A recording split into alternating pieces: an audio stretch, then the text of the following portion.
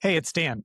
Listen, man, you guys came through for me big time on the last pod. Somebody even tweeted at me that, hey, we got you, Dan, and I appreciate it when it comes to our socials. So, real quick before we start, I'll try not to be as long as I was yesterday. I would just really appreciate it if you would go find our socials and subscribe. So, if you're on the YouTube, I'm going to put them up on the screen. If you're listening, listen up closely. Maybe if you're able to, if you're not driving, take your phone and go to these places and look for it. Instagram. Orange and Brown Talk, all one word. Find us, follow us. Twitter, X, whatever you call it now.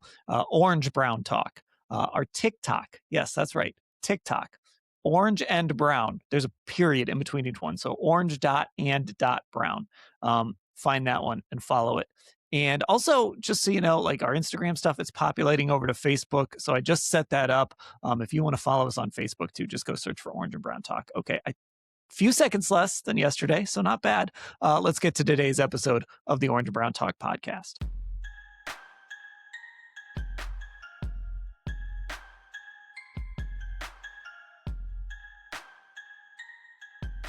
Hey, everybody. Welcome to the Orange and Brown Talk podcast. Dan Labbe, Mary Kay Cabot, Ashley Bastock with you here on Tuesday, recording this about 5 o'clock as we continue through the Browns off season now, getting ready for the combine, which is getting very close. And we get a little bit of news last night.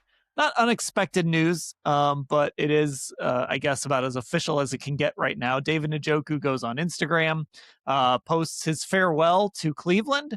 And so, again, not a surprise, Mary Kay, but David Njoku, who's headed for free agency, will not be re-signing with the Cleveland Browns. And the writing has been on the wall really most of this year. And then Harold Fannin goes out and does what he does. And I think that was sort of the final nail in the coffin here is you've got your tight end one. And it's not David Njoku anymore. And this is just the cruel world of the NFL. You get older and you get replaced. And that's what's going to happen with David Njoku here. Well, I'm guessing that he asked for an answer if they intend to re-sign him or if they don't. And I'm sure he got the answer from the Cleveland Browns that he wanted to get to know what his future is going to hold. And either it happened that way or he just realized that they have not made any attempt to re-sign him and or extend his contract or whatever the case may be. He's due to become a free agent on March 11th. And when you don't get any bites from the team in terms of an extension or anything like that, you kind of see the writing on the wall yourself. So it was there. Plus his targets were way down. Everything was way down. He's been injury plagued the last 2 seasons, and the Browns are in a youth movement. They're in a youth movement. That's exactly what's going on here.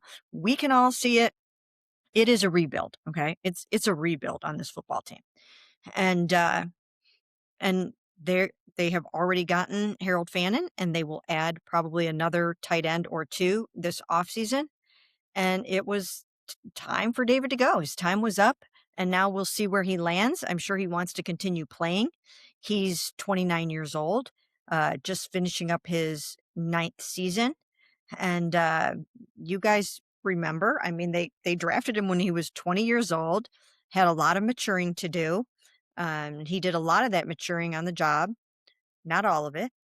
still some to go. But just kidding about that, David. Anyways, so it's been an interesting career for David. And my biggest takeaway, I've been saying this for his whole entire career, that he was an 8 touchdown a year tight end. And he should have been that. But he never had consistent quarterback play, never had consistent QB play. And when he had a Joe Flacco, that's when you saw what David Njoku could be all about. He could be a dynamite tight end when he has a really good quarterback throwing him the ball. Now, he did get a little bit heavier this year. He didn't look like himself. He was injured. He had a knee injury, whatnot. But at his peak, in his prime, he was a Pro Bowl tight end. And he never really got a chance, in my opinion, to show exactly what he could do. Yeah, I mean, just a really fascinating Browns career. And I think because we got to see it from start to start to finish, right? And I'm sure he's going to keep playing in his NFL career, but just from the Browns part of it. Ashley, I think to Mary Kay's point about the maturing is we've talked about this before. One of the interesting things in this league sometimes is when a guy comes in that young, and we've talked about this a little bit with Greg Newsome too, before he got traded to Jacksonville. You see these guys come in and you do see them grow up. And I try to remember like when I was 20 years old, I couldn't have handled all the demands that come with being an NFL player. I mean, that there's a lot that gets thrown on your plate and you make a lot of money and you're in the spotlight all the time. And it can be really challenging. And with David, I think we saw him mature. His career went up and down with some different coaches. He was in Freddie Kitchen's doghouse for some reason in 2019. And then he was also like with Kevin Stefanski. He thought Kevin Stefanski hated him for a while. Kevin just, he kind of had to mature into what Kevin wanted him to be. And then I think probably the most disappointing part is right when we saw him kind of figure it out, like fully figure it out. He'd always been good, but right when it felt like maybe he was taking that leap with Joe Flacco at quarterback, that's when we get to the last 2 years. And I don't know if it's completely fair to say that his body started to break down, but I think because of that added weight and just he's going to be 30 now in July, like we did start to see some signs that like he was not the athlete, not necessarily the player he was back when he was 20 years old, obviously. And I think we started to see some signs of that. No, he wasn't, and I know we've talked a lot about the added weight with him. I know Mary Kay's done a lot of reporting on that over the last couple of years, that the Browns were happy with the weight he was playing at, right? They wanted to be able to utilize that, with his blocking especially, but, I mean, I'll always wonder if that actually was the best thing for him and his production, the longevity, I guess, of his production in the pass game, because I mean, it's hard to tell right now. Is this correlation or causation? I mean, obviously, he's not 20 years old anymore like he was when they drafted him. He's going to be 30. So who knows, right? I mean, he's played a lot of ball already. But I do wonder if that added weight was really the best thing for him. On surface level, I don't think it was, because we saw the injuries that followed. And when you're playing that much and you're carrying that extra weight, I think it obviously has the potential to cause some injuries, to cause some lower body injuries, to make you more prone to that, especially as you're navigating playing at a weight that you haven't before. And I also just think it's really fascinating. Like, you talk about this, and we're kind of doing it all over again with Harold Fannin. Like, I mean, I've been fascinated since they drafted Harold, right? I mean, it's the same thing in the sense of he was only 20 years old the day he was drafted, just like David. And you watch him come in and figure it out as quickly as he did. Like, I mean, I was wondering last spring if this was ultimately going to be where we ended up, just because of even things Harold was doing back then and how they were talking about him, and knowing David had struggled to stay healthy. So, I mean, all that being said, just not really surprising that this is the end for him, I think. Yeah. And I think Harold Fannin is really kind of the key part of this because he comes in and he just sort of has that season. Like this was the season that I think every year statistically, again, David had a really great year when he got to play with Joe Flacco, but he never had a season outside of that year like the one that Harold Fannin just had. And Harold did it with a bunch of different quarterbacks and rookies. And, they just found this way lining up in the backfield and the slot out wide all of those things. Harold kind of became what David Njoku was for this team. And that's just how the NFL works. Again, sometimes you get a little bit older, your contract runs out. And just from a financial standpoint, now the Browns are going to carry some dead money, but that gets canceled out because of Harold Fannin's contract. That's a third round pick contract that, you're looking at 1.5 million, 1.8 million, and 2.1 million cap hits for Harold Fannin the next 3 years. So he's going to be an incredible value for this team as they clear some of that Njoku dead cap.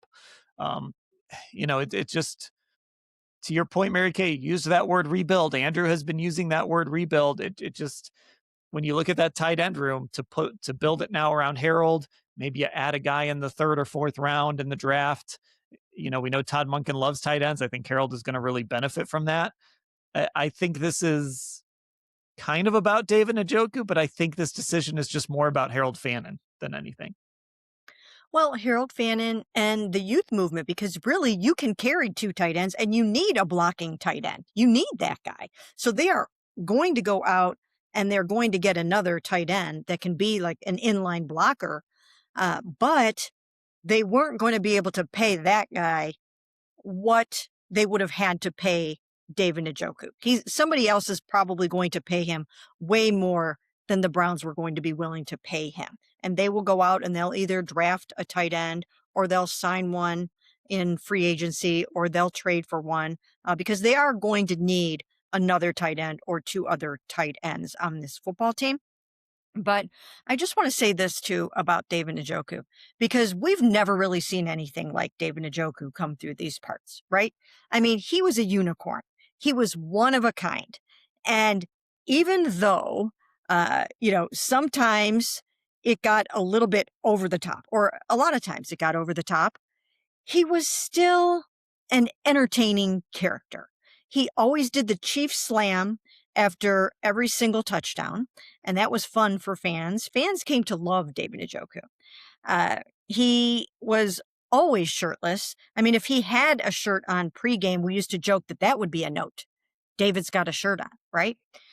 Even when it was absolutely freezing out, as cold as it can possibly be, David would be out there shirtless, interacting with fans, and and just making sure everyone knew that he was there. He had a lot of pizzazz, a lot of flair, a lot of character. You always knew he was there. In the locker room, he was loud. He was boisterous. This year, he would always ask some of the reporters to guess what his weight was when he would weigh in on, I don't know if it was a certain day of the week, Friday or something like that. It was usually like Thursdays or Fridays. He'd come running through the locker room and he'd shout over under. He'd want a number, and then everybody would have to guess over or under. Right. And he brought an element of fun. Okay, he was wacky and he was different. He was a different cat. But he brought an element of fun. And it's okay to have some fun. It can be a very buttoned down league. It can be everybody can sound the same after a while. Everybody is sort of sanitized. Sometimes they stand up at that podium and they just don't say all that much a lot of times. David, I remember at the Super Bowl one year, I was trying to talk. A couple of times I've caught up with him on Radio Row. 2 years ago, he was eating chicken wings throughout our whole entire interview. And that's just David. And then last year, he was running around Radio Row like a madman, and with no shirt on. And so I was talking to him about Myles Garrett demanding to leave the Cleveland Browns, and David was saying that he was going to be part of, talking him into coming back and all that. He's just standing there in the middle of Media Row, we call it now, of Media Row, shirtless, just doing the David thing. And we will never forget David Njoku, right? I mean, we will never forget him. And I think we can all agree on that. And some of us enjoyed it more than others, probably. But he dared to be himself. He dared to be himself.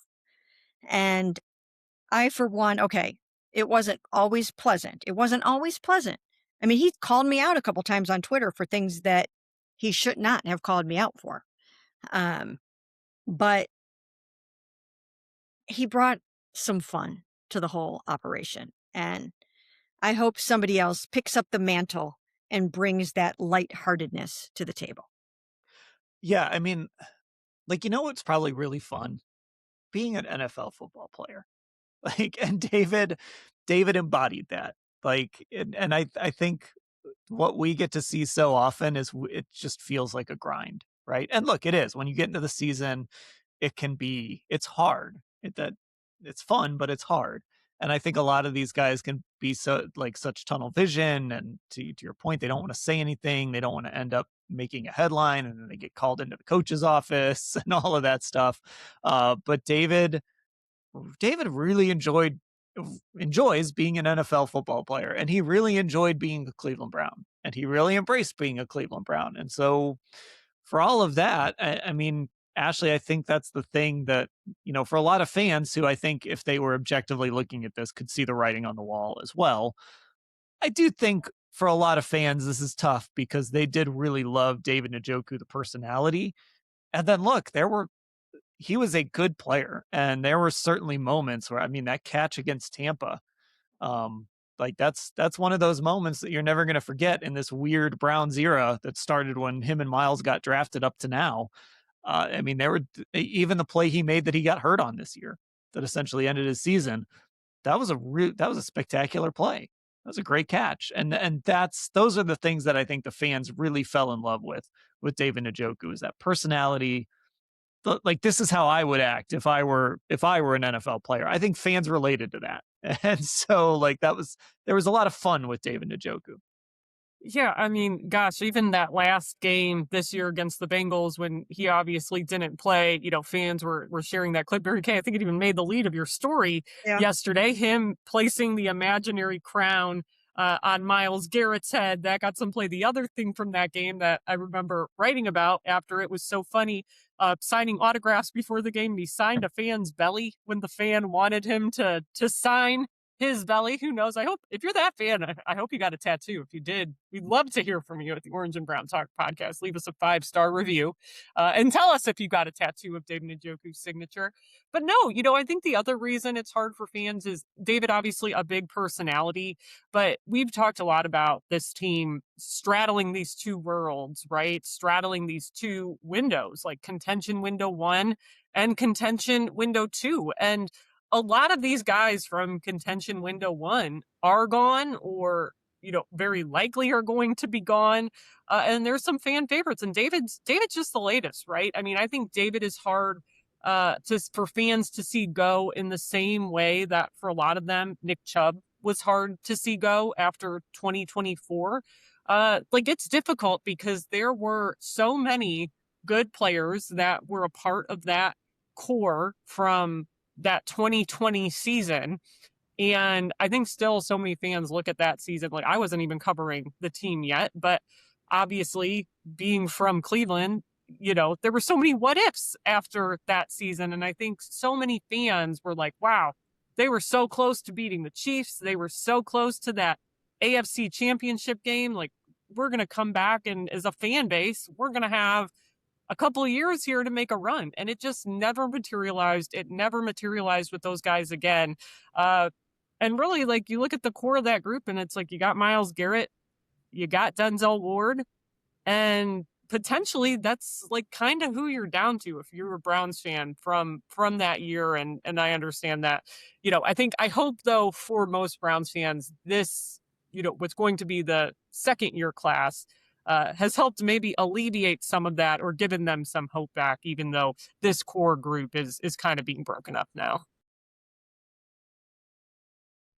So that's actually a really good segue, because that's one of the thoughts that I was having, was sort of what David represents from an era standpoint. And right, so the Browns they come out of 1-31, they draft Myles Garrett, they draft David Njoku, they draft Baker Mayfield the next year. And I remember in 2020, one of the stories I did during that playoffs was I got on a Zoom. I just opened up a Zoom and had a bunch of Browns fans Zoom in and tell me like what this team meant to them. I'm not talking like younger Browns fans who weren't around for the original Browns, who were barely around when the team came back. And they were saying things like that was like they believed this was going to be their 80s Browns. They believed this was going to be their Bernie Kosar, their Kevin Mack, their, those teams that had all that success, obviously never got to the Super Bowl, but had all that success and bring up so many memories. For older fans, a lot of younger fans felt like this was going to be that team for them back in 2020, and it never materialized. And it's just sort of a weird era, Mary Kay, of Browns football, because I think people looked at it and then, they make the big trade for Deshaun, and that's their all in. We're going for this move. And it just failed. Like this attempt to go for it just completely failed. And so this is just I wonder how we're going to look back on this era of Browns football, that from 1-31 to kind of now where we're seeing some of these guys leave the team. Nick Chubb, David Njoku, Miles is going to be around a while. Denzel's going to be around a while, but who know, we don't know what Joel Bitonio is going to do yet. I wonder how we're going to look back in this era of the Cleveland Browns, in 10 or 15 years, not moving forward, but kind of what we just witnessed. Well, he's one of the last vestiges of Super Bowl window one, David Njoku was. And there are not many of them left, right? You start to look around the locker room now, and there's so much turnover, so much transition. They're getting so incredibly young. And next year, there are going to be a whole new batch of really, really young guys. And if Joel Bitonio retires, that really leaves Myles Garrett as the longest tenured player, and then Denzel kind of after him. But it really is one more nail in the coffin of Super Bowl window one. And David was to be a very, very big part of that. That is why they gave him that extension that they gave him, which made him the fifth highest paid tight end in the NFL when they gave him the extension in 2022. And at that time, and he still is averaging $13.75 million a year. And that was a lot of money back then for a tight end. And people were wondering, why are you paying him this kind of money? And I remember writing a column just saying this is justified. This is what he is worth. This is who he is. And I always felt that he needed just some consistency and just some good quarterback play and somebody that was going to be willing to get him the ball early and often. And he needed to concentrate at times a little bit better on just catching the ball. But once he kind of got that down, that's when he had his Pro Bowl season. That's when he flourished with Joe Flacco in the last 5 games of that season. But one of my biggest memories of David Njoku, it was the 2020 season, and he had already asked to be traded twice. It was in the offseason leading up to that season when they signed Austin Hooper and drafted Harrison Bryant.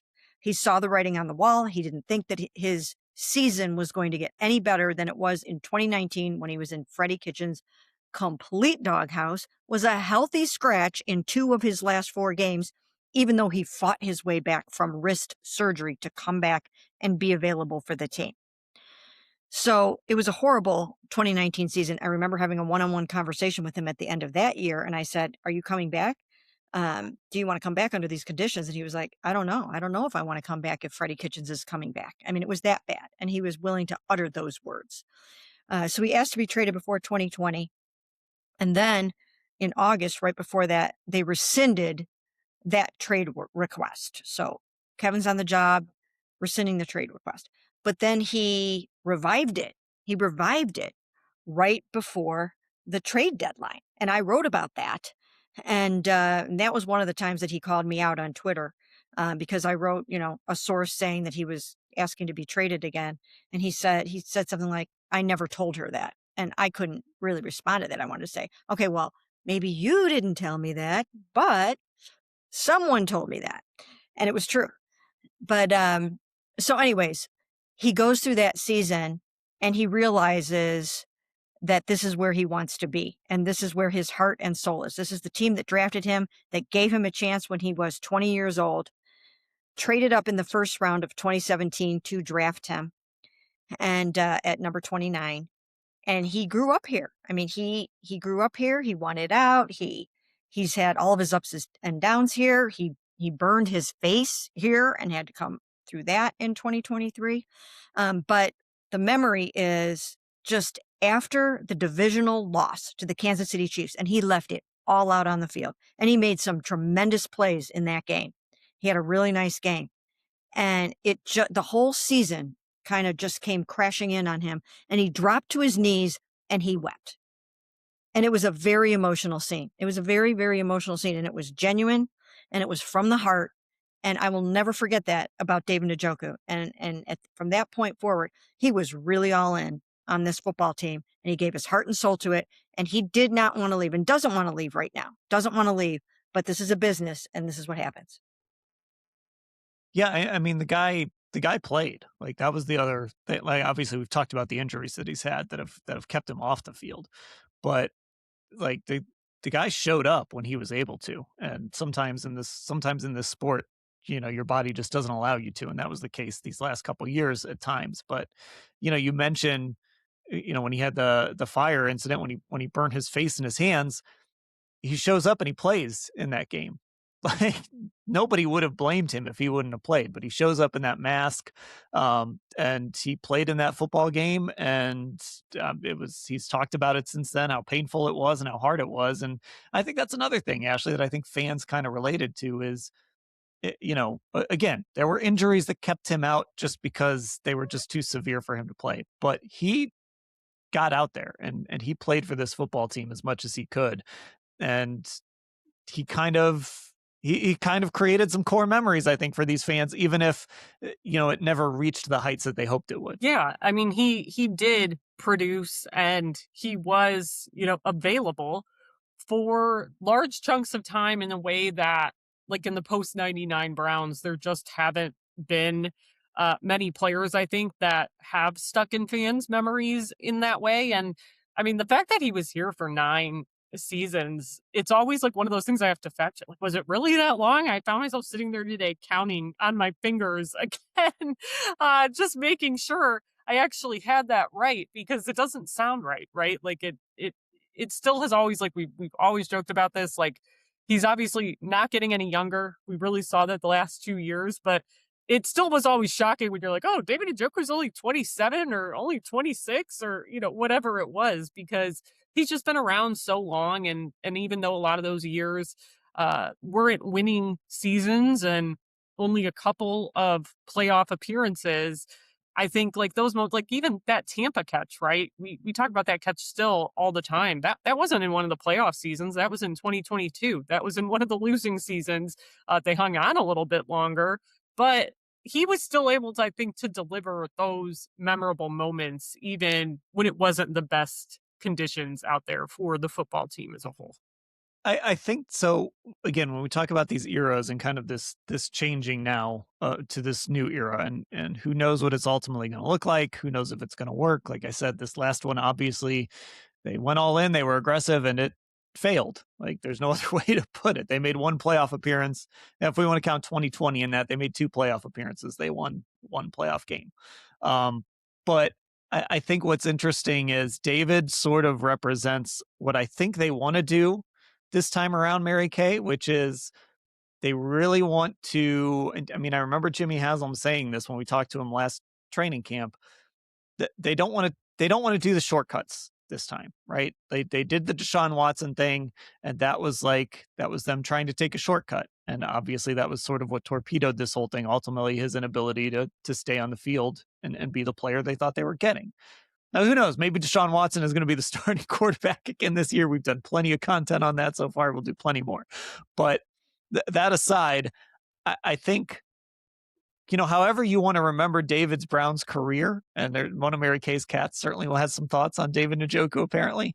However you want to remember his career, I do think he represents what this team wants to do with last year's draft class, what they have coming up with all of these picks, 10 picks, 8 in the top 150 that Andrew Berry keeps reminding us about, is draft guys and develop them into players that they're ultimately going to extend and are going to be a really big part of this core moving forward. And at some point, maybe it'll be time to maybe try and take a shortcut.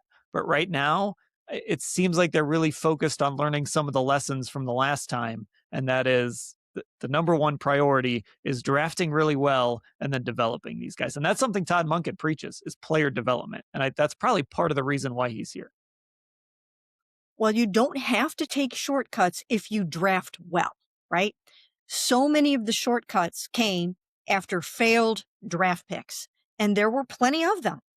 And that's why at the owners' meetings last year, Jimmy Haslam threw down the gauntlet to Andrew Berry and said, he's got to nail this draft. And he took up the challenge, and he did just that. He understood the assignment, and he had one heck of a draft. And he still has a first-round pick in the coming draft because of what he did in the past draft. But they drafted so well that now you don't have to go find another Harold Fannin somewhere, because Harold Fannin was that good. You don't have to go try to figure out what to do about a Carson Schlesinger, because Carson Schlesinger just won NFL Rookie Defensive Player of the Year. And same thing with Quinn Sean and some of these other guys. It's a really, really good class. Looks like Mason's going to be shaping up to be an excellent defensive tackle. And there are more guys in this draft that I think are going to excel over the years. So when you nail your drafts, that's the whole key. That is the key. And that's what they have to continue to do. So they have another opportunity to match or exceed the 2025 draft. It's a tall order, because are you going to end up with the NFL offensive or defensive rookie of the year again? Maybe. But that's what they have to do. They have to set the bar at the 2025 draft, and they have to exceed it, either meet it or exceed it, because there were too many drafts where you're trying to figure out, okay, how do we make up for Jed Wills? How do we make up for Greg Newsome? Right? And some of these guys just got injured. So, it was out of their control. Some of them, Jeremiah Owusu-Koramoah, he gets injured. Grant Delpit ruptured his Achilles early on. So some of them were just injury related, but some of the drafts just didn't meet expectations. The 2025 draft did. He knocked it out of the park. And that is when you can start talking about a lot of player development and building through the draft and managing your cap and not having to go out and make up for the mistakes that you made in the draft. So they just have to keep it going. Yeah, and easier said than done. But Ashley, you've mentioned this, like some of the successes Andrew has had over the last year have been sort of chasing his own tail in some ways, right? You miss on Cade York. You miss on some defensive tackles before you finally get Mason Graham. So you're making up for some of those deficiencies, but this could be the draft that finally moves them forward. And you're looking for David Njoku's, just guys who you're going to draft, and they're going to be here for 10 years, 9 years, however long, and you're going to develop them. And at some point you're going to pay them, or even if they go get paid by somebody else, that's okay too. But you want to draft and develop. And that's sort of who David was for this football team. Yeah, that is kind of like the blueprint of what you want to hit. And I mean, especially for this team now, look, everyone knows that these cap issues that the Browns have, because of the Deshaun contract and other things, other dead money that they're going to have on the books and things like that. Those rookie contracts are very helpful because of what one of you two said, like about the Harold deal, essentially like cancels out some of the David money issues, right? Like those rookie deals are so beneficial for these teams, especially when the rookie comes out and contributes and starts right away.